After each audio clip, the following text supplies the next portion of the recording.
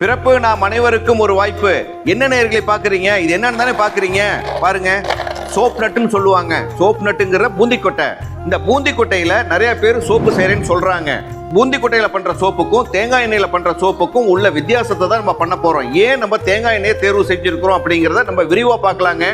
சரிங்க, இந்த பூந்திக்கொட்டையை வச்சு நம்ம சோப்பு செய்யறோம் அப்படின்னா இதுல அழுக்கெடுக்கக்கூடிய தன்மையும் நுர வரக்கூடிய தன்மையும் ரொம்ப கம்மிங்க.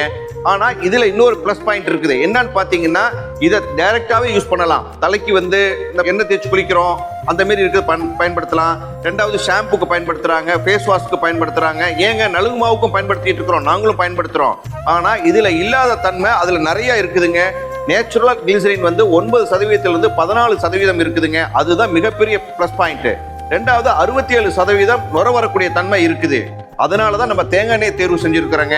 அதே போல கடுமையான அழுக்குகள் இருக்குது பாத்தீங்களா, ஒரு எண்ணெய் பசை எல்லாம் இருக்குதுல்ல, அந்த எண்ணெய் பசையெல்லாம் இது எடுக்காதுங்க. ஆனா தேங்காய் எண்ணெய் சோப்பு எடுத்துருங்க. ரெண்டாவது இதை அதிகப்படியா நம்ம பயன்படுத்த முடியாது, ஏன்னா நுர வராது, ரெண்டாவது அழுக்கு எடுக்காது. அதனாலதான் நாங்க தேங்காய் எண்ணெய் தேர்வு செஞ்சிருக்கிறோங்க. சரி நேயர்களே, இந்த பூந்திக்கொட்டை வேற எதுக்கு தான் பயன்படுத்தலாம்? இதை பயன்படுத்தக்கூடாதுங்க, இதை தான் பயன்படுத்தணும். நீங்க ஷாம்பு பண்றோம் இல்லைங்க, ஷாம்பு பண்றதுக்கு பயன்படுத்தலாங்க. மிக அற்புதமா பயன்படுத்தலாம். ஏன்னா அது பொடுகை குறைக்கக்கூடிய தன்மை இருக்குதுங்க. ஆன்டி மைக்ரோபியல், ஆன்டி ஃபங்கஸ் நீக்கக்கூடிய தன்மை இது இருக்குதுங்க. அதே மாதிரி இந்த சொரியாசிஸ், எக்ஸிமா இதெல்லாம் இருக்குது பாத்தீங்களா, அந்த மாதிரி இருக்கிறத கொஞ்சம் கண்ட்ரோல் பண்றதுக்கு இதை பயன்படுத்திட்டு இருக்கிறாங்க சித்த மருத்துவத்துல. சரிங்களா நேயர்களே, அதுவும் வரும் காலங்களில் நம்ம இதை வச்சியும் இதுவும் அடிஷனலா சேர்த்து பண்ணுவதற்கு உண்டான ஆய்வுகள் நடந்துகிட்டு இருக்குதுங்கிறத பெருமையோட சொல்லிக்கிறோங்க. இது போல நிறைய வீடியோக்களை கொடுக்க இருக்கிறோம். அதனால நம்ம சேனலை சப்ஸ்கிரைப் பண்ணுங்க, லைக் பண்ணுங்க, கமெண்ட் பண்ணுங்க, மறக்காம ஷேர் பண்ணுங்க. மீண்டும் இன்னொரு வீடியோவில் சந்திப்போம். நன்றி, வணக்கம்.